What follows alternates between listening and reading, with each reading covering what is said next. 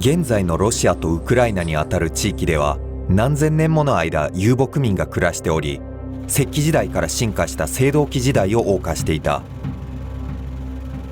彼らが残した最大の遺跡はお墓だ。ステップ地帯と呼ばれる広大な草原にはクルガンという名前の古墳があり、ここには各部族の長が眠っている。古代ギリシャの歴史家ヘロドトスはこの民族をスキタイ人と呼んだ。しかしスキタイ人の土地はローマ帝国を衰退させたことでも知られるフン族など他の遊牧民に侵略された。やがてこの地にはスラブ人が定住する。彼らは共通の言語と文化を持ちつつも様々な少数部族に分かれて暮らしていた。スカンディナビア地方に住む海賊のバイキングは船に乗って川を下りながら行く先々で侵略や交易を行い征服していった。伝説によると東スラブ人の一人リューリクがこの地域の各部族をまとめ上げたと言われる。彼はノブゴロド公国を建国。リューリク朝はこの後700年続くことになる。人々は自らをルーシ人と呼ぶようになった。これがロシアの起源だ。リューリクの後を継いだオレグは占領したキエフを新しい首都に据え、キエフ大公国を建国した。1世紀後、ウラジーミル1世は南のキリスト教国家であるビザンツ帝国との国交締結を求め、自らキリスト教正教会に改宗した。彼はロシアやウクライナにキリスト教を導入した人物として今も尊敬されている。ヤロスラフ1世はルーシ法典という法律を制定し、さらに国土を拡大。この頃がキエフ大公国の黄金時代で、当時のヨーロッパでは随一の先進国だった。しかしヤロスラフの死後、息子たちは後継の座をめぐって骨肉の争いを始める。キエフ大公国は小さな諸公国に分裂し弱体化。これが東の大国に蹂躙される一因となる。チンギス・カーン率いるモンゴル帝国はアジアの大部分を支配していた。コーカサス山脈を越えてキエフに侵攻し、カルカカハンの戦いでルーシ諸公国に圧勝するも、今回はキエフを征服せず引き返していった。だが14年後、モンゴルの脅威が再来する。今回はバトゥー・カーン率いる大軍がキエフ全土を蹂躙、抵抗する都市を焼き尽くし、人々を虐殺した。ノブゴロドはモンゴルへの服従を表明したため攻撃を免れた。ノブゴロド公国の公アレクサンドル・ネフスキーはその後、ドイツ騎士団からの侵略を氷上の戦いで撃退し、ロシア全土にその名を轟かせた。彼は現在もロシアの英雄として称えられている。キエフの大半はモンゴルに統治された。モンゴルの東部はジョチウルスという自治政権になり、サライを首都にしていた。ルーシ諸公国の公はジョチウルスの配下に置かれ、貢ぎ物を強制された。ロシア人はモンゴルタタール人に搾取されていたこの屈辱の時代をタタールのくびきと呼んでいる。アレクサンドル・ネフスキーの息子ダニールはモスクワ公国を建国。この国は急成長を遂げていく。ウズベクハン統治のもと、タタール人はイスラム教を信仰させられた。リトアニア大公国が勢力を拡大し、青水の戦いでタタール軍を破りキエフを征服した。18年後、モスクワ大公になったドミートリー・ドンスコイはクリコボの戦いで再びタタール軍を打ち負かした。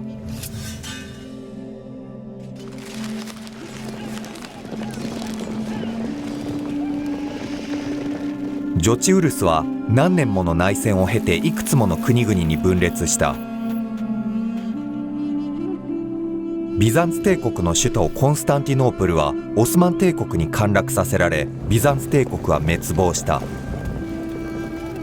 ローマやコンスタンティノープルが陥落したことで、モスクワがキリスト教正教会の総本山になり、第三のローマと呼ばれるようになる。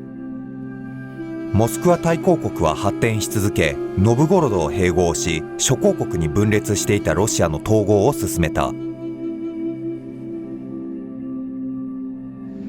ウグラ川ではイヴァン3世がタタール軍を撃退。これをもってロシアはタタールの区引きを脱却し独立を果たした。バシーリー3世のもと、モスクワ大公国はさらに発展し拡大を続けた。その息子のイヴァン4世は国の名前をロシアツァーリ国と改めた。彼はイヴァン雷帝の通り名でも知られている。イヴァンは以前のモンゴル領土だったカザン汗国やアストラハン汗国を征服。しかしその後、リボニア戦争ではスウェーデンとポーランド・リトアニア連合に敗北した。イヴァンは次第に恐怖政治や粛清に力を入れ始め、暴君として恐れられた。ロシアはまだ脆弱性の残る国だった。クリミア半国からの侵略者がモスクワを焼き払った。しかしその翌年、モロジの戦いでクリミア半国を撃退することに成功した。3つの国が戦闘を繰り広げ無法地帯と化していた国境付近にはコサックと呼ばれる武装集団が住んでいた。彼らは騎馬民族として自由な生活をしつつ、たびたびロシアやポーランドに傭兵として雇われていた。怒ると我を忘れるイヴァンはトラブルから自らの次男を殺害してしまった。皇帝の釈上で撲殺したのだ。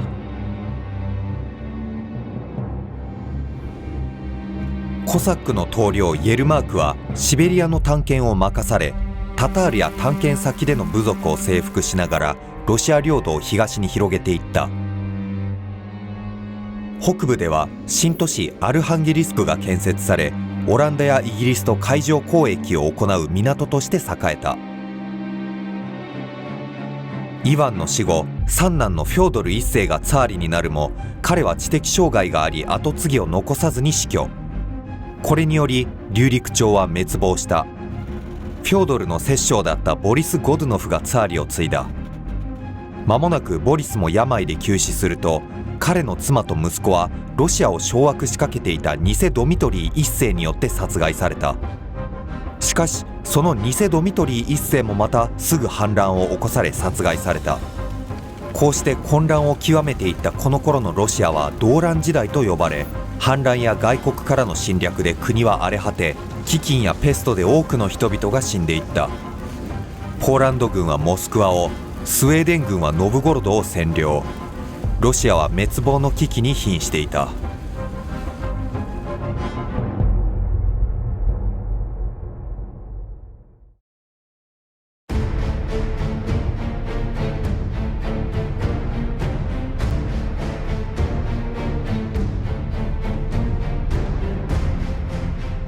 1612年、ロシアは皇帝の血筋が途絶え、無政府状態に陥っていた。この時期は動乱時代と呼ばれている。戦争、飢饉、ペストが人々を襲い、人口の3分の1が死んだ。ポーランド軍がモスクワおよびスモレンスクを占領し、スウェーデン軍がノブゴロドを占領した。しかしロシアはここから反撃に出る。ロシアの貴族ドミートリー・ポジャールスキーと肉屋のクジマ・ミーニンが義勇軍を導き、モスクワからポーランド軍を駆逐することに成功した。これを記念してロシアは2005年より11月4日を民族統一の日という祝日にしている。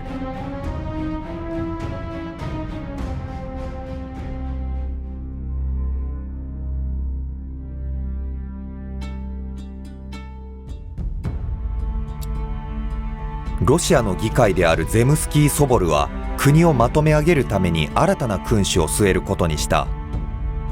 結果、龍陸朝の隕石だった16歳の少年ミハイル・ロマノフがツァーリに選出された。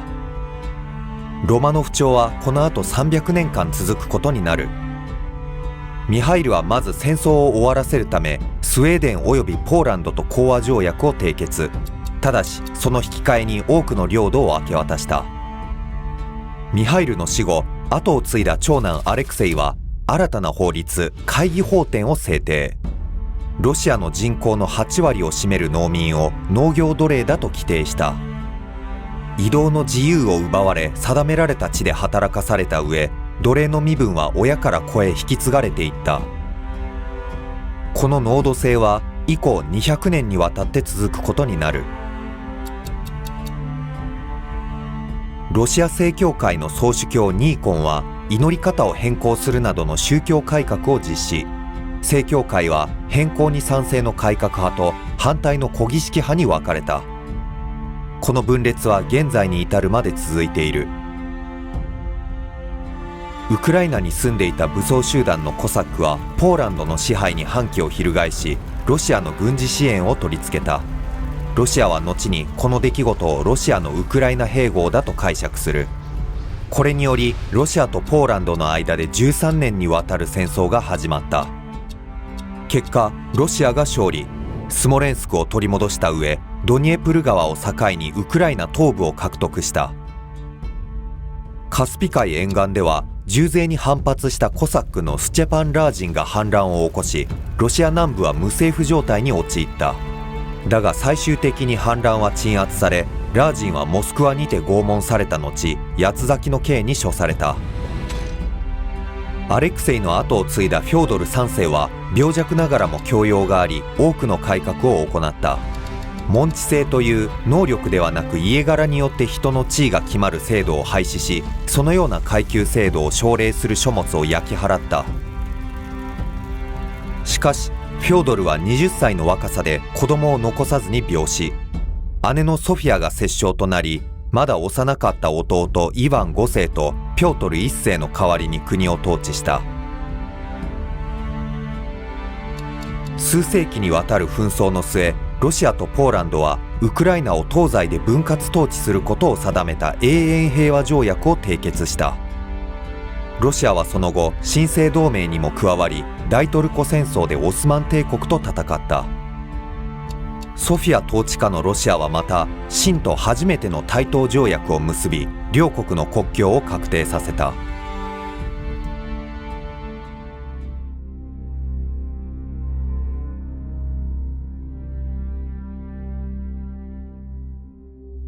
ピョートル1世が17歳になると、彼は支持派の支援を受けてソフィアから権力を奪取した。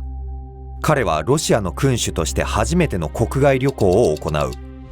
250名の大使節団を結成し、ヨーロッパ各国に対オスマン帝国の軍事同盟を打診しつつ、オランダでは自ら船大工として働き造船技術を学んだ。その後大トルコ戦争がロシア側勝利で終結し、コンスタンティノープル条約が締結。ロシアはクリミア半国からアゾフを獲得し、念願だった黒海へのアクセスを手に入れた。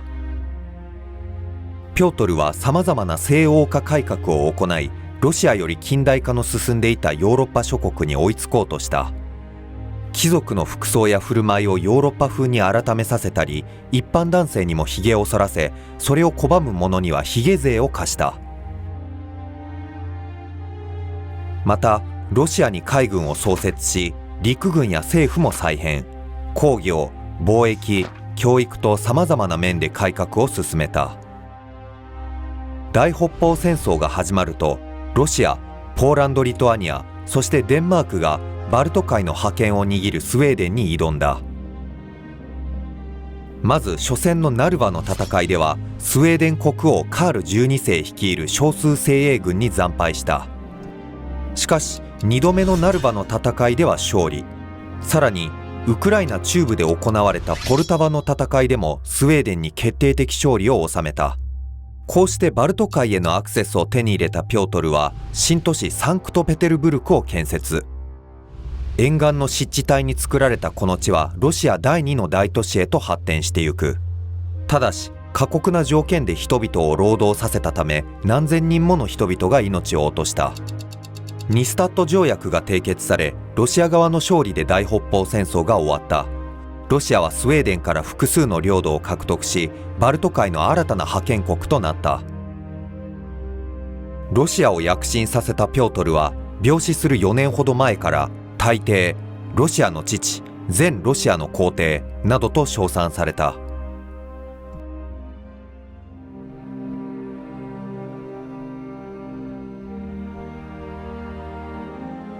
ピョートルの死後、妃のエカチェリーナ1世が後を継いだ。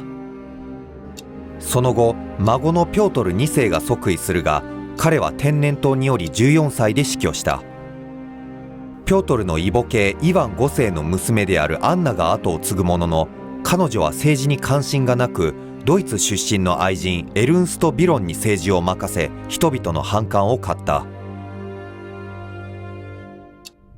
アンナの統治下でデンマーク出身の探検家ビトゥス・ベーリングがアラスカ沿岸を遠征し、初めての測量を行った。そこで彼はアリューシャン列島を発見し、ロシアとアメリカを隔てる海を自らにちなんでベーリング海と名付けた。アンナの死後、姉の孫にあたるイヴァン6世が後を継ぐが、ピョートルの娘エリザベータがクーデターを起こし、皇帝の座を奪った。イヴァン6世はそれから監獄に幽閉され、社会的存在を消し去られて育った。彼が23歳の時に救出が試みられたため、看守に殺害された。エリザベータは虚栄心が強く、浪費家でもあり、また多くの若い愛人を抱えていた。一方、戦争では優れたリーダーシップを発揮した。フランス、オーストリアと同盟を組んで7年戦争に加わり、フリードリヒ2世率いるプロイセンと戦った。ロシア・オーストリア連合軍はクネルスドルフの戦いでフリードリヒ軍に大勝するも、その勝利を生かすことはできなかった。一方、その頃サンクトペテルブルクでは冬宮殿と呼ばれる豪華な官邸が建設された。この宮殿は1917年のロシア革命まで皇帝の住居となり、現在は世界遺産に登録されている。エリザベータの死後、ピョートル1世の孫にあたるピョートル3世が即位した。彼の母アンナ・ペトロヴナは出産時に死亡したからだ。デンマークで育ったピョートルはロシア語が苦手で、敵であるはずのフリードリヒを尊敬していた。そこで彼は7年戦争からロシアを抜けさせた上、それまで奪取したプロイセン領土も返還し、フリードリヒを窮地から救ったのだ。この行為は多くの軍人の反感を買った。彼は妻エカチェリーナとの仲が冷めきっており、彼女にクーデターを起こされた。間もなく死亡し、公式には痔が悪化して死んだとされたが、実際には殺害されたとみられる。こうして妃だったエカチェリーナ2世が女帝となり、彼女の統治下でロシアは栄光の時代を迎える。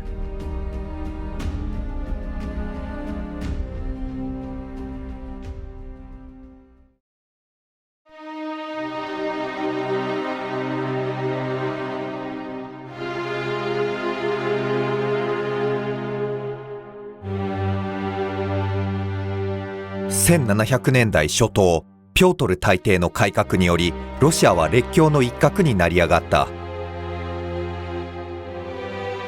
その後、ピョートル大帝の孫の妻にあたるエカチェリーナ2世が夫の帝位を奪い、ロシアの変革を完成させることになる。彼女はもともと生粋のドイツ人だったが、ロシアの発展に尽力し、大帝と呼ばれるようになる。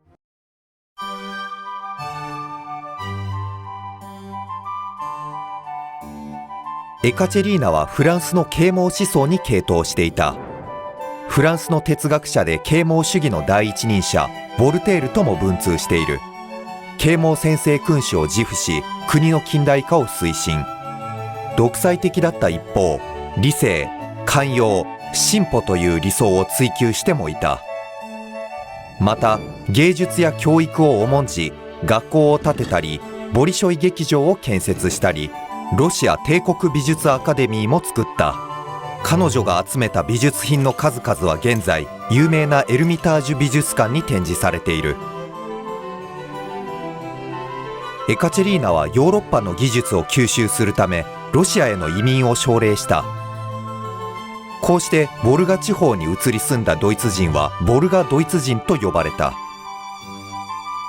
このコミュニティは200年ほど続くが、後の第二次世界大戦時、スターリンによって国外追放されることになる。エカチェリーナ統治下のロシアは領土の拡大ぶりが目立つ。南ではオスマン帝国を下し、領土を南に広げ、要塞都市として知られるアゾフやケルチを獲得した。だがエカチェリーナは農民に大規模な反乱を起こされる。コサックのエメリアン・プガチョフがそれを率いた。反逆者は多くの要塞や町を占領していき、火山を襲撃。ここまで来てようやくロシア軍が反乱を鎮圧した。エカチェリーナは次にザポロージャコサックを強制的に併合し、ロシアにとって目の上の単行部的な存在だったクリミア半国も併合した。ロシアのものとなったこの地は新ロシアを意味するノボロシアに改名された。人口が少なかったため、エカチェリーナの参謀かつ愛人でもあったポチョムキンの指導で入植が進められた。戦争で疲弊しきったポーランド・リトアニア共和国は隣接する国々によって3回も分割され、最終的にその大部分をロシアが獲得した。ポーランドが独立を回復するのは120年以上経った1918年になる。ポーランドには多くのユダヤ人が住んでいた。エカチェリーナは彼らを閉じ込める形でユダヤ人居住区を設定し、外への移住を禁止するとともにほとんどの都市から締め出した。フランスではフランス革命が起こり、国王ルイ16世がギロチンの刑に処された。エカチェリーナは革命が自国にも波及することを恐れ、若い頃信奉していた自由主義的な思想を完全に放棄した。その3年後、エカチェリーナは病気で死去。それとともにロシアの輝かしい時代も終わることになる。後を継いだ息子のパーベル1世は軍紀など細かいことにこだわり、母の政治を全否定する政治路線を取った。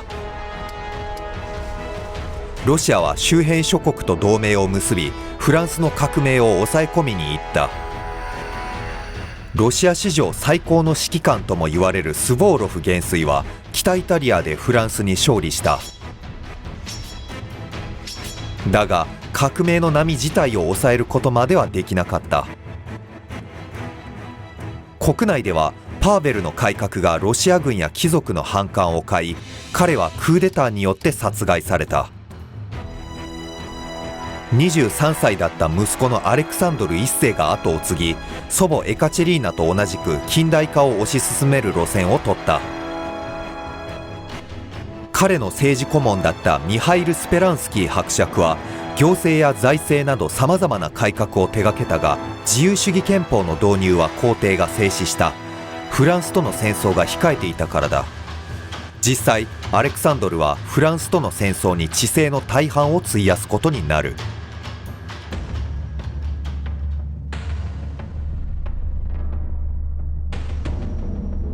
フランスではナポレオン・ボナパルトが皇帝になった。彼の軍は無類の強さを発揮し、ロシアとその連合軍をアウステルリッツ、アイラウ、そしてフリートラントで打ち負かした。だがその後ティルジットで2人の皇帝が会談し、イギリスに対抗する目的で同盟を結んだ。ロシアはスウェーデンに侵攻し、フィンランドを併合。この地はロシア支配下のフィンランド対抗国となった。だが1812年、ナポレオンはロシアに侵攻する。ボロジノではフランスとロシア軍の大規模な戦闘が起き、双方とも甚大な損害を出した。ナポレオンは勝利を宣言するものの、ロシア軍はまだ健在だった。その後モスクワを占領するが、そこは焦土作戦により燃やし尽くされていた。アレクサンドルは和平交渉に応じず、フランス軍は長い道のりを退却せざるを得なかったが、冬将軍とロシアの追撃でほぼ全滅した。これがナポレオンの決定的な敗北となる。ロシアはプロイセン、オーストリア、イギリスとともに6度目の対仏大同盟を結成し、パリに侵攻。ナポレオンを退位させることに成功した。ウィーン会議が開かれ、勝利に大きく貢献したアレクサンドルはポーランドを獲得。ポーランド国王を兼任した。また彼はオーストリアおよびプロイセンと新生同盟を結成。フランス革命のような出来事が再発することを防ごうとした。バルカン半島とコーカサス地方ではオスマン帝国との戦争、ペルシアおよび少数部族との戦争が断続的に起きていた。国境を南へ南へと広げ、ベッサラビア、チェルケシア、チェチェン、今でいうジョージア、さらにダゲスタン、アゼルバイジャン、アルメニアを併合していった。だがコーカサス地方の人々はロシアの支配に激しく抵抗した。ロシアの強引な支配がコーカサス戦争を引き起こすのは必然だった。山や森の中で激しい戦いが繰り広げられ、約半世紀にわたって争い続けることになる。アレクサンドルの死後、帝位は彼の弟で保守的なニコライ一世に引き継がれた。しかしロシア市民だけでなく軍人の間にもフランス革命の産物である自由主義思想が広まっていった。兵士たちは戦争中、フランスの開放的な空気に直に触れていたのだ。彼らにとって保守的なニコライは邪魔な存在だった。ニコライの最初の試練、クーデターが起ころうとしていた。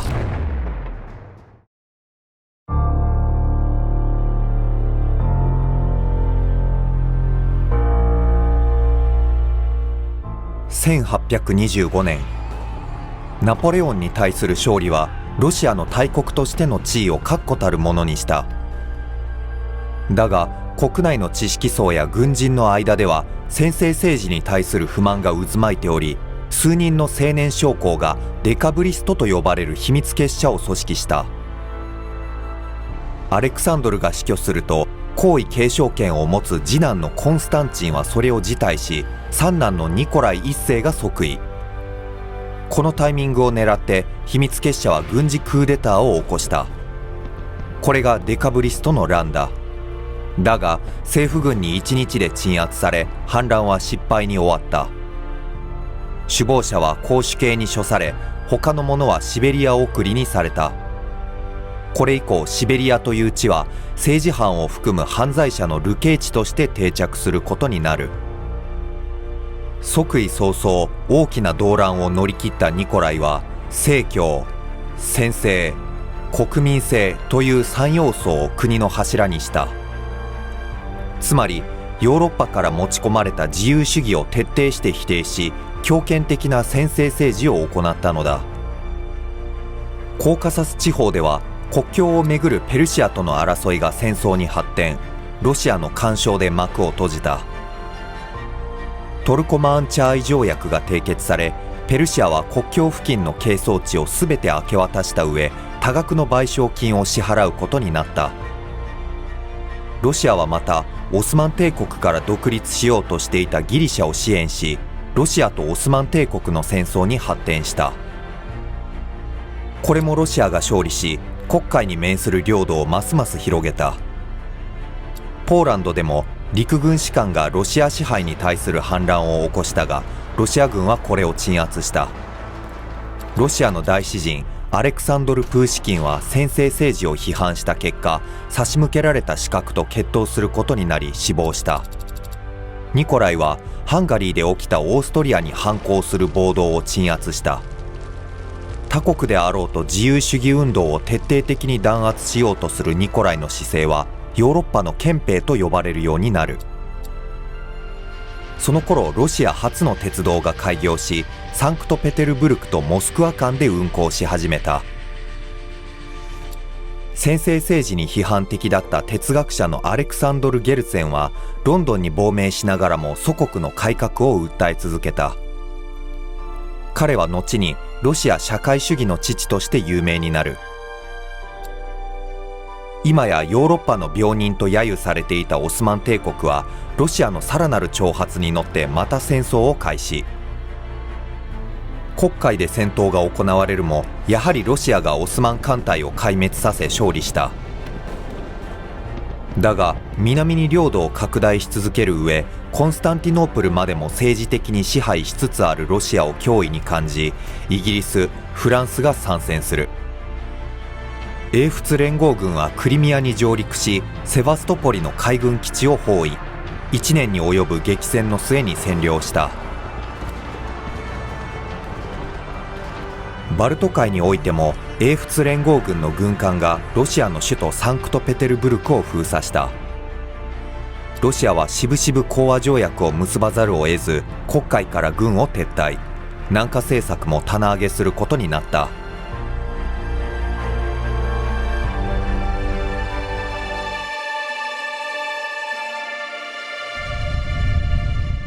ニコライ1世が病死すると、息子のアレクサンドル2世が帝位を継いだ。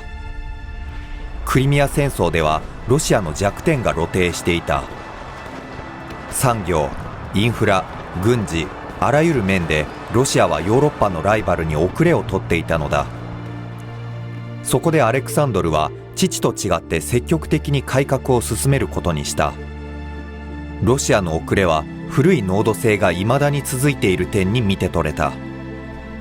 1857年の国勢調査では人口の3分の1以上が農業奴隷で、彼らは地主の下で強制労働させられ、移動の自由も奪われ、身分は子供に受け継がれていた。まさに奴隷そのものだったのだ。1861年、アレクサンドルは濃度制の廃止を宣言。彼は解放者と呼ばれ称賛された。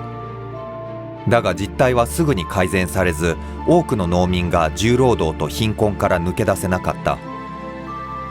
それでもアレクサンドルはゼムストボという自治体を立ち上げ、各地域の教育や社会福祉を中心に改革を進めようとした。東ではこの頃戦争で弱体化していた清に不平等条約を結ばせ、ウラジオストクを建設して日本海へのアクセスを確保した。ポーランド人やリトアニア人がロシアの支配に抵抗する反乱を起こしたが、またもやロシア軍に弾圧された。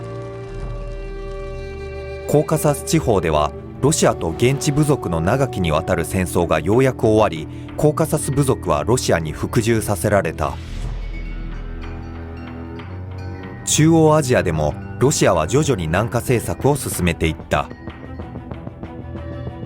まずブハラ・アミール国を破り、次にヒバ・ハン国を破り征服。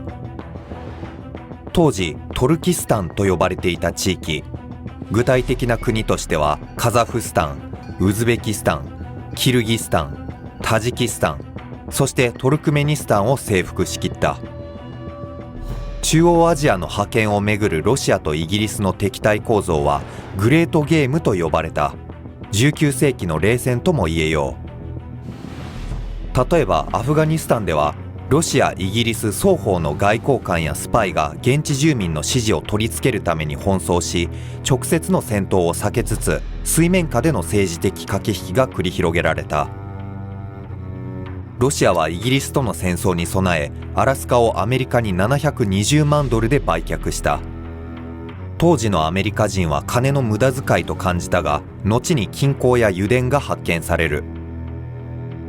レフ・トルストイは小説「戦争と平和」を出版。ロシア人の生き様を描いた文学の最高峰と評されている。19世紀後半はロシア文化の黄金期だった。文学や音楽において多数の傑作が生まれた。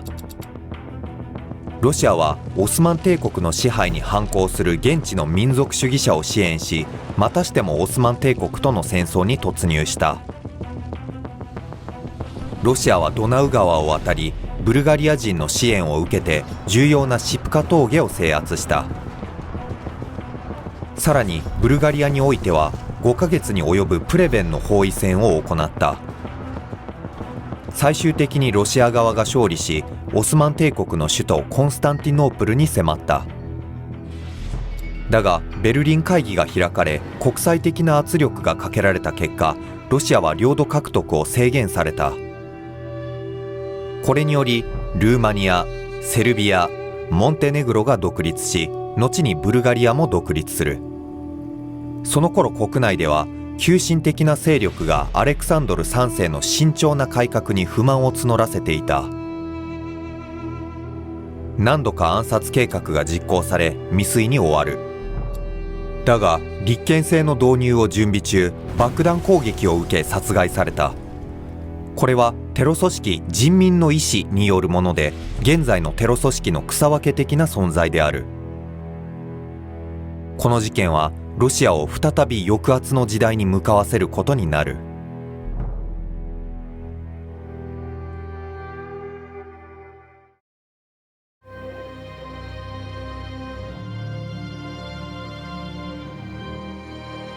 1881年、ロシア皇帝アレクサンドル2世はサンクトペテルブルクで左翼のテロリストに暗殺された。今日、この殺害現場には見事な教会が建てられ、事件にちなんで血の上の救世主教会と名付けられている。アレクサンドル2世はロシアの濃度制撤廃に着手し、解放者と呼ばれ称賛されていた。だが彼の死後、後を継いだ息子のアレクサンドル3世は、父の改革が危険分子の動きを活発化させ、それゆえ暗殺事件が起きたのだと考えた。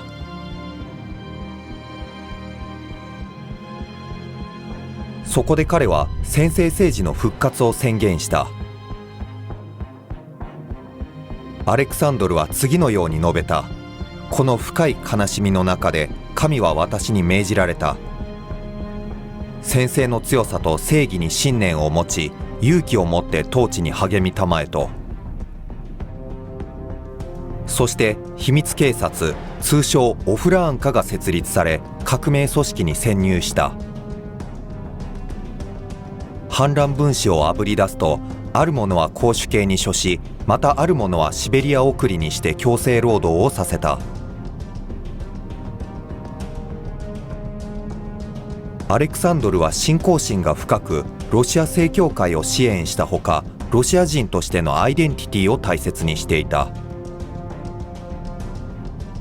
この考えにより、ロシア在住のユダヤ人が犠牲となる。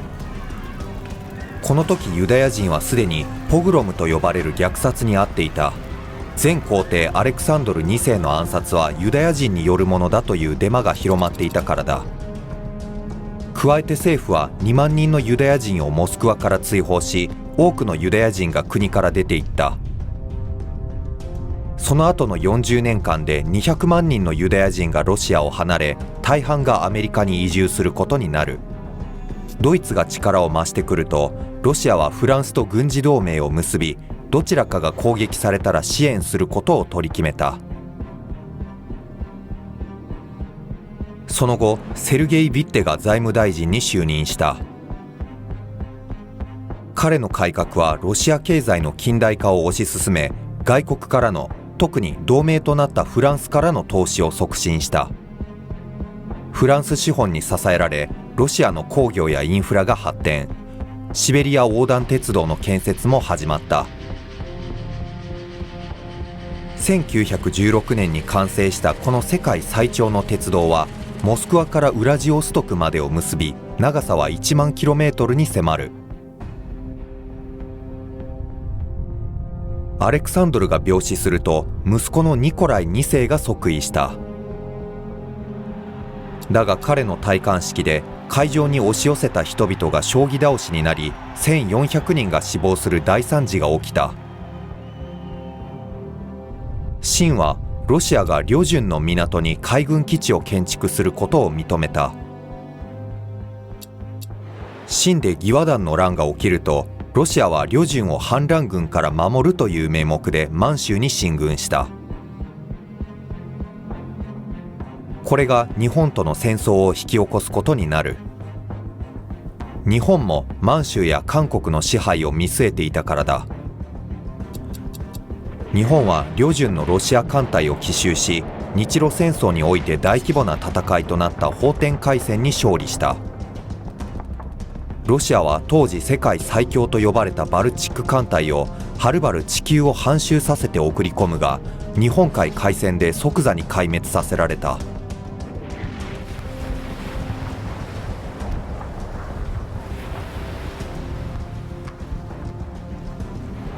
アメリカのセオドア・ルーズベルト大統領の斡旋により、ロシアにとって屈辱的な講和条約が結ばれた。その頃、ニコライは国内で別の危機に直面していた。サンクトペテルブルクで鉄鋼労働者のストライキが激化し、大規模なデモに発展したのだ。何万人ものデモ参加者が冬宮殿に押し寄せ、労働者の権利改善や政治活動の自由を訴えた。しかしロシア軍が群衆に向かって発砲し、少なくとも100人以上を殺害した。この血の日曜日事件はさらなるストライキや社会不安を巻き起こした。戦艦ポチョムキンの水兵が反乱を起こし、艦長や将校を殺害して船を掌握した。これらの混乱を鎮めるため、ニコライはしぶしぶ10月詔書を発布。セルゲイ・ヴィッテが内容を起草した。これは国民に新たな政治的権利を約束したもので、選挙による議会の設立や言論の自由などを保障している。その翌年、ロシア初の憲法が起草された。当初、皇帝とドゥーマ議会は権力を分け合うことにしていたが、実際には皇帝は議会の立法を取り消したり、議会自体を解散させる権利を握っていた。セルゲイ・ヴィッテはニコライの信任を失い解任された。新たな首相にはストルイピンが就任。農地改革や農民の支援を行った一方、革命派の人々は容赦なく弾圧した。それゆえ革命派が公主刑に処されるとき、その名はストルイピンのネクタイと呼ばれた。そんなストルイピンの暗殺を試みる事件が何度か起き、ついにキエフのオペラハウスで銃殺された。その後、シベリア出身の祈祷僧グレゴリー・ラスプーチンが皇室に取り入った。ニコライの息子アレクセイの血友病を祈りの力で治したとして信頼を得たのだ。国内では散発的なテロが続いていたものの、経済的にはヨーロッパ一の急成長を遂げ、農業でも工業でも生産高が増えていった。そのため国民の多くはなんだかんだ言いつつも皇帝一家を支持しており、ロシアの未来は明るいように思われた。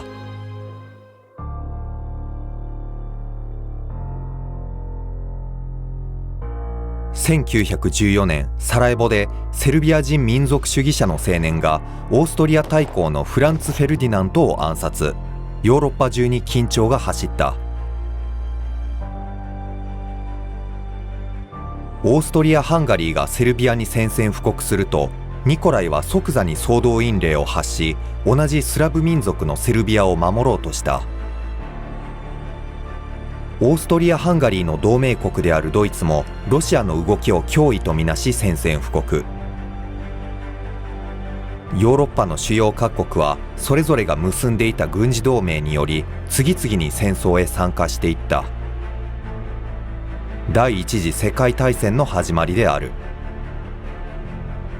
ロシア市民は熱烈に愛国心を叫んだ。首都のサンクトペテルブルクにはドイツ語風の響きがあるため、ロシア語風のペトログラードに改名された。ロシアはまず東プロイセンに侵攻したが、タンネンベルク、そしてマズーリ湖の戦いで大敗した。南ではオーストリア・ハンガリーとの戦いに勝利したが、代償も大きかった。劣勢に陥ったロシアは1915年に全軍を退却させた。改めて1916年、ロシアはオーストリア・ハンガリーにブルシーロフ攻勢を仕掛け、これは大成功を収めた。とはいえ、やはり消耗も大きく、ロシア軍はこれ以降大規模攻勢を仕掛けることはできなくなる。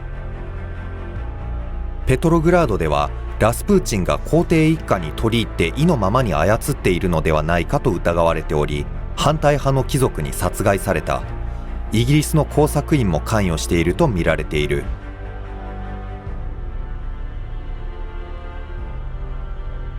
戦争はロシア市民に大きな負担を強いた。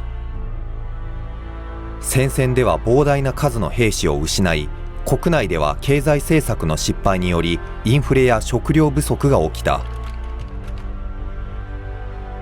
ペトログラードでは不満を募らせた労働者がストライキやデモを実施。デモの弾圧を命じられた軍隊は命令を拒み、自らもデモに加わる始末だった。政府は自らの首都を制御できなくなったのだ。プスコフにいたニコライは皇帝の座を降りなければ反乱が激化して無政府状態に陥り、戦争にも負けるだろうと諭された。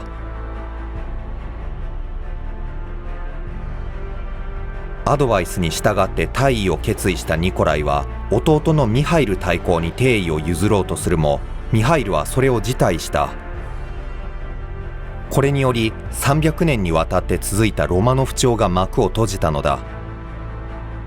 ロシアは共和国になり、臨時政府が立ち上がるものの、経済的にも軍事的にも混乱を鎮めることができなかった。